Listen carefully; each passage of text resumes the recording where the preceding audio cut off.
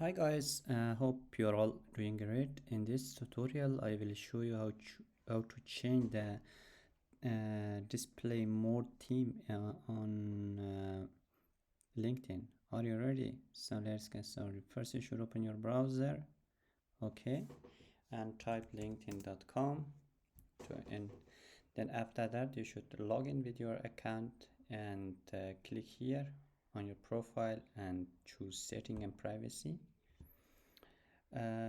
As you can see here we have display, so you can change from here the display mode.